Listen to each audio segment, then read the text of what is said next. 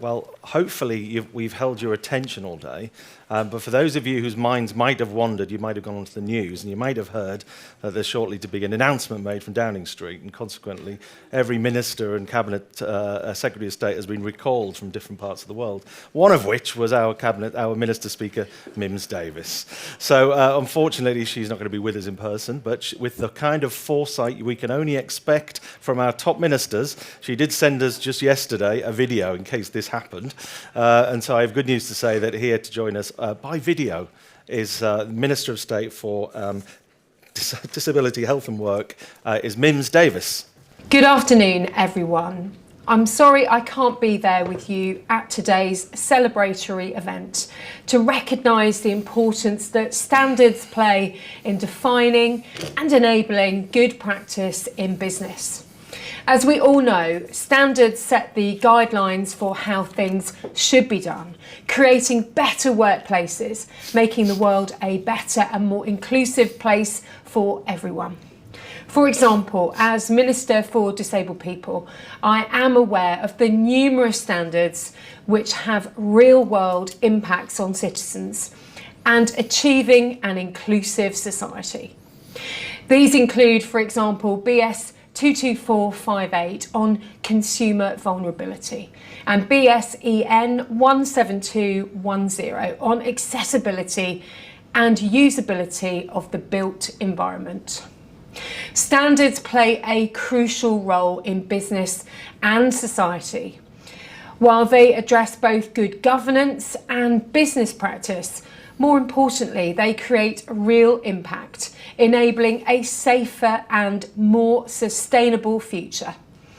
Companies make use of standards to reduce risk, cut costs, win more business, and grow more quickly. And in doing so, they help the UK economy to grow and prosper. Standards bring so many benefits to businesses, in particular enabling more inclusive workplaces, safer work and better care for the health of workers, both mental and physical. I am aware of how valuable and important the work of our standard makers is, and those particularly on BSI's committee, all of whom are volunteers giving their time and knowledge to the development of UK, European and international standards. I'm truly grateful for all their commitment, hard work and dedication in supporting this hugely important work.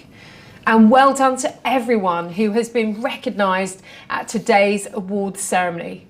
My own experience of BSI standards is shaped very much by the work you have done around menopause, or rather BS 30416 to give it its proper title. I was thrilled when last year the BSI published the first ever standard for menstruation, menstrual health and menopause in the workplace, as well as the accompanying little book which BSI published free of charge for SMEs in October. There was and remains such an urgent need for menopause guidance within the workplace, and we are opening the dialogue, tackling the stigma and increasing awareness of menopause in the workplace. Menopause is a topic which everyone will encounter, whether first-hand or via their colleagues, families and friends. So it is essential that we break the taboo and provide the necessary support for women in the workplace. With close to 4 million women aged 45 to 55 employed in the UK and women over 50 representing a significant and growing percentage of the workforce, there are few workplaces where menopause is not being experienced by workers. Menopause can cause a wide range of physical and mental health symptoms, which can be unpredictable, difficult to manage and debilitating. The government sees women's health, and particularly menopause, as an essential factor when supporting the recruitment and retention of older women in the workforce. Supporting women experiencing menopausal symptoms to stay and thrive in the workplace is a topic which I'm truly passionate about. With the right support, women can go on to have arguably the best 10, 15 or 20 years of their career. And I see the BSI standard and the guidance as a great enabler to support this. Already the standard is helping so many organisations to develop workplace policies, prioritise the needs of colleagues and to tackle the potential loss of skilled workers by offering practical tools and adjustments to improve the well-being of affected women. We are seeing evidence of a cultural shift as thousands of businesses continue to download the standard, not just in the UK, but also in nearly 100 different countries. We have worked closely with Jane Packer and her team to promote BS 30416, which now features prominently on the Menopause Resources Hub of the government's Help to Grow portal. The BSI have been and continue to be great supporters of the work that government is doing on menopause in the workplace, and are a valued strategic partner of Helen Tomlinson, the government's menopause employment champion. I cannot stress enough to you the impact that the menopause standard has had. And what's more, we have also had fantastic news recently that the international standard will be developed using the BS 30416 standard as a seed document with leadership from the UK. This is excellent news for the UK as we are leading the way on this important topic. Our country is a leader in international standards development, delivering UK soft power globally and enabling innovation and economic growth at home. Exporting UK expertise promotes our businesses and builds on first mover advantage. In fact, many of the world's most used international standards started out as British standards.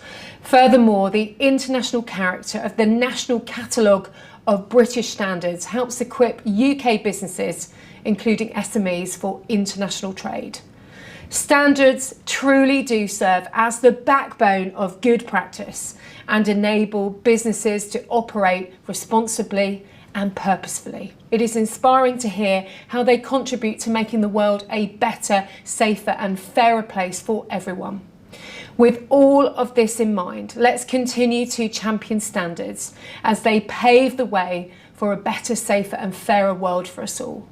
Thank you to everyone for your dedication to this important cause. And once again, congratulations to those who've been recognised at today's awards ceremony. I'm sorry I can't be with you. Have a great rest of the event.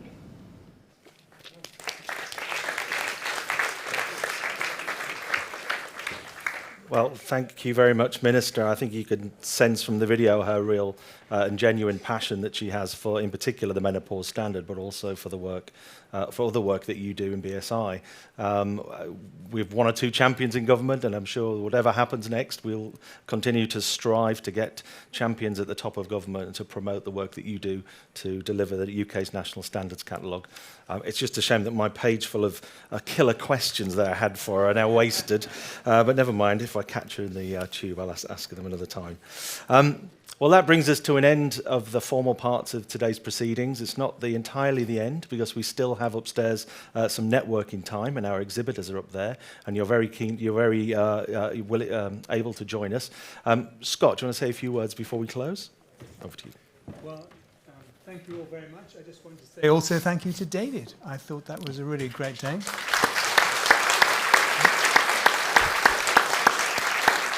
My sincere apologies for not being with you during the awards. I've just come off a rather tense European call about the European Court of Justice ruling, but here we are back again. So thank you again very much, David.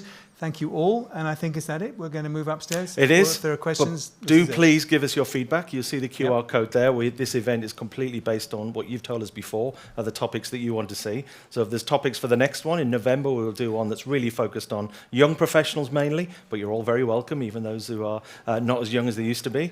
And then next year, of course, we're back with the spring conference and the AGM, and we hope we'll get just as many high-quality nominations for awards next year as well. Thank you very much for your contributions, and we'll see you upstairs. Thanks.